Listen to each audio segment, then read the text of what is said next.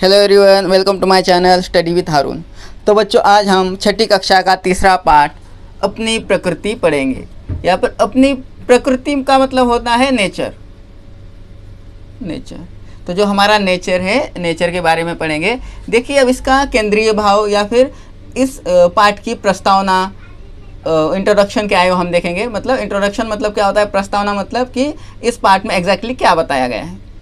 तो देखो, इस कहानी में बच्चों ने अपनी प्रिय वस्तुएं प्रकृति को देकर उसके प्रति कृतज्ञता का भाव प्रकट किया। इसमें मतलब जो कैरेक्टर्स है, जो जिन बच्चों के नाम आए, उन बच्चों ने क्या किया कि प्रकृति को मतलब नेचर को कुछ अपनी वस्तुएं, अपनी चीज़ें दी। और क्यों दी? क्योंकि उनको प्रकृति के प्रति कृतज्ञता का भाव प्रकट करना था। मतलब उन्हें ये दिखाना था कि प्रकृति, नेचर हमें इतना कुछ देता है तो नेचर को भी हमने कुछ ना कुछ देना चाहिए। इसे कहते हैं कृतज्ञता। कृतज्ञता इस शब्द का मतलब होता है कि अगर कोई हमारे लिए कुछ करता है, हम पर एहसान करता है, तो बदले में हम भी उसका कुछ भला करें। मतलब यहाँ पर क्या है, पृथ्वी, नेचर हमें बहुत कुछ देता है, प्रकृति हमें बहुत कुछ देती है, तो बदले में बच्चों ने भी प्रकृति को कुछ दिया। इसी का वर्णन यहाँ पर लेखक ने किया है। अब देखो, पहला पैराग्राफ मैं पढ़ूंगा, वहाँ पे ध्यान दो। एक दिन फ्रेडरिक, हितेंद्र, मुक्तार, प्राजक्ता, सिद्धि, शर्मिष्ठा, कृष्णा, बिट्टू, तृप्ति, चिन्मय सोनपरी के साथ बगीचे में खेल रहे थे। मतलब यहाँ पर देखो, इस कहानी में क्या है, कुछ कैरेक्टर्स है, कुछ पात्र है, जिनका कुछ दोस्त थे जिनका नाम है। देखो कितने दोस्त थे और कौन क्या क्या नाम है उनका, ये आपको याद करना पड़ेगा। इसके ऊपर प्रश्न आएगा। जैसे दोस्तों के नाम क्या क्या है इस पाठ में? फ्रेडरिक, हितेंद्र, मुक्तार, प्राजक्ता, सिद्धि, शर्मिष्ठा, कृष्णा, बिट्टू, तृप्ति, चिन्मय, ये सारे दोस्तों के नाम है। और ये सब दोस्त क्या कर रहे थे? बगीचे में खेल रहे थे। लेकिन किसके साथ खेल रहे थे? सोनपरी के साथ। सोनपरी के साथ ये सब दोस्त बगीचे में खेल रहे थे। काव्या पेड़ के नीचे बैठी इन सब का खेल देख रही थी। अब देखो, इन सब दोस्तों के साथ और एक दोस्त थी उनकी, काव्या। लेकिन काव्या क्या कर रही थी? इन सब दोस्तों के साथ मिलकर सोनपरी के साथ वो बगीचे में नहीं खेल रही थी। वो अलग से बगीचे में जो पेड़ था, एक थोड़ी दूर एक पेड़ के नीचे बैठ रही थी और इन सब दोस्तों का खेल देख रही थी, जो दोस्त सोनपरी के साथ खेल रहे थे। तो तभी क्या हुआ कि अचानक एक पत्ता ऊपर से आ गिरा। काव्या पेड़ के नीचे बैठी थी और पेड़ का हरा पत्ता काव्या के सामने आकर गिरा। जब काव्या ने ऊपर देखा तो उसे क्या दिखा? फिर हरा भरा पेड़ और उसकी घनी छाया फैली थी। जब काव्या ने देखा कि पेड़ की ओर देखा तो उसे हरा भरा पेड़ दिखा और उस पेड़ की घनी छाया फैली थी। छाया जो शैडो थी वो फैली हुई दिखाई दी।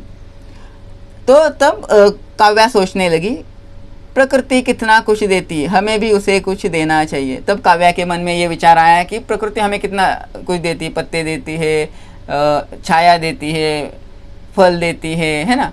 तो ये इतना सब देती है, तो उसके मन में विचार आया, क्यों ना हम पृथ्वी को या प्रकृति को, नेचर को कुछ रिटर्न गिफ्ट हमें उसे देना चाहिए। ये उसके मन में विचार आया।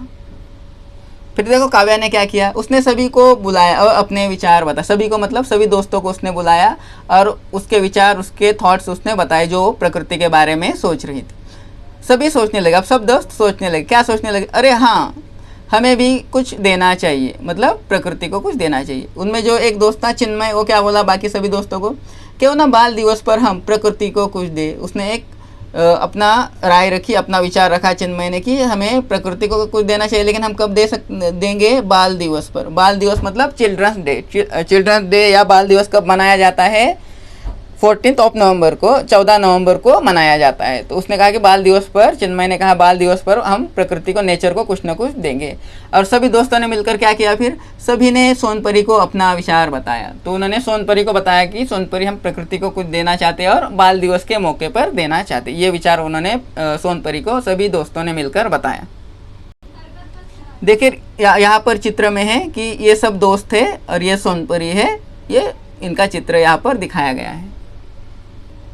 तो अब आगे देखो, सोनपरी को बहुत हर्ष हुआ। हर्ष मतलब आनंद, हैप्पीनेस। मतलब सोनपरी को बहुत खुशी हुई। किस बात की? कि सभी दोस्त क्या चाहते हैं कि वो भी बाल दिवस के अवसर पर प्रकृति को कुछ देंगे। वो सबको अपने साथ लेकर आकाश में उड़ चली। अब देखो, परी तो परी थी, उसके पर थे। अब सभी दोस्तों को लेकर वो आकाश में उनको लेकर उड़ी।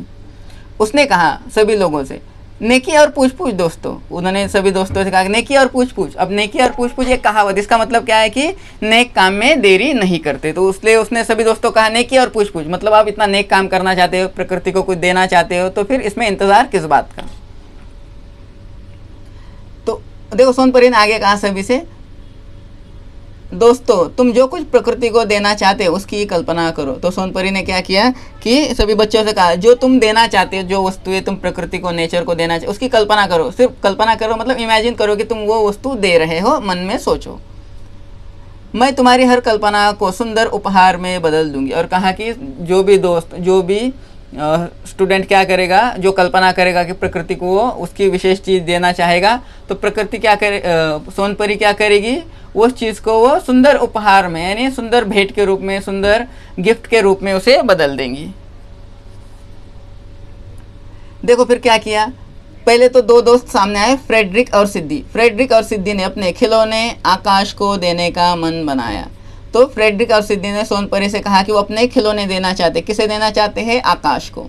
जब उसने ये कल्पना की, फ्रेडरिक और सिद्धि ने आकाश को खिलौने देने की, तभी क्या हुआ, सोचते ही खिलौने ने बादलों का रूप लिया और पानी बरसने लगा। क्योंकि सोनपरी ने कहा था ना कि तुम सिर्फ कल्पना करो कि तुम जो देना चाहते हो, मैं उसे अपने मतलब उसको रियलिटी में बदल दूंगी। तो यहाँ पर फ्रेडरिक और सिद्धि ने क्या कल्पना की कि वो आकाश को खिलौने देंगे। जैसे ये बात उन्होंने सोची, वैसे ही खिलौने बादल बन गए, उन्होंने बादलों का रूप लिया और आकाश से, आसमान से धरती पर पानी बरसने लगा।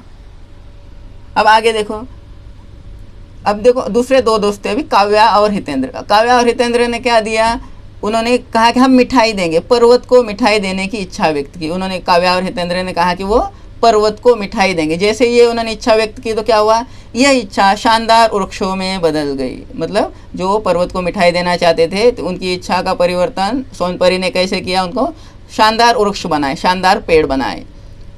आगे देखो, अभी शर्मिष्ठा एवं कृष्णा पृथ्वी को अपनी गुड़िया देना चाहती थी। मतलब अभी ये दो दोस्त थे, शर्मिष्ठा और कृष्णा, इन्होंने पृथ्वी को गुड़िया देने का मन बनाया। मतलब उन्होंने कहा कि हम पृथ्वी को गुड़िया देंगे। जैसे ये चाहा उन्होंने, तो सोनपरी ने क्या किया, देखते ही देखते उनकी चाह नदियाँ बनकर पृथ्वी पर बहने लगी। मतलब उन गुड़ियों की नदियाँ बनी और वो पृथ्वी पर बहने लगी।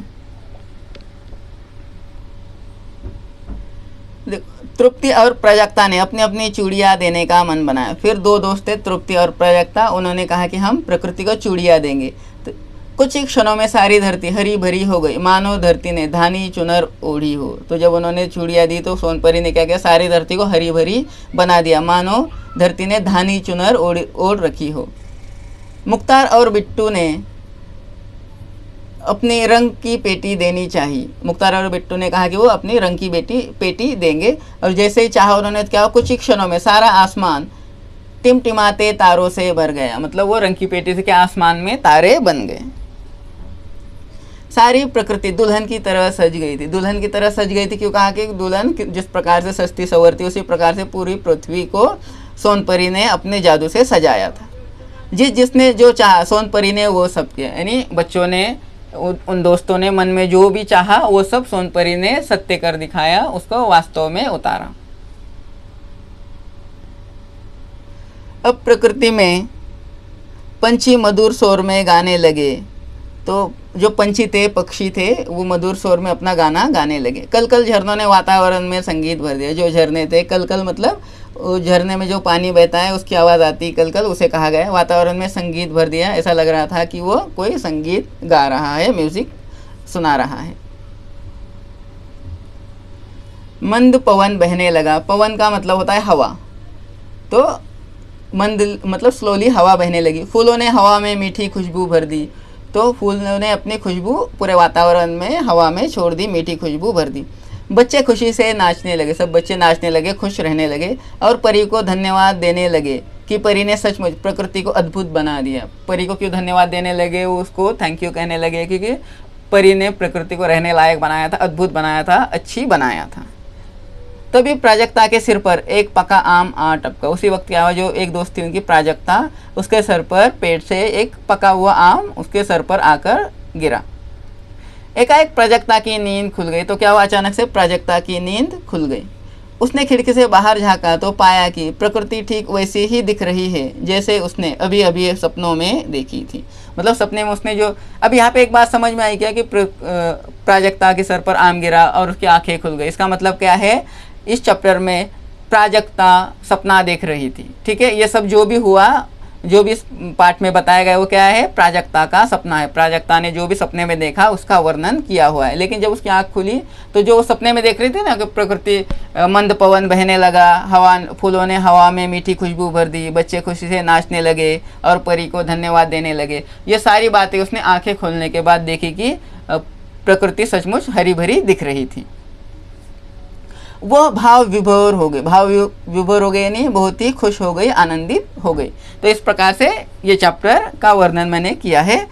वीडियो समझ में आ गए, अगर आपके वीडियो समझ में आ गया तो कमेंट करके बताइए और शेयर, सब्सक्राइब एंड लाइक।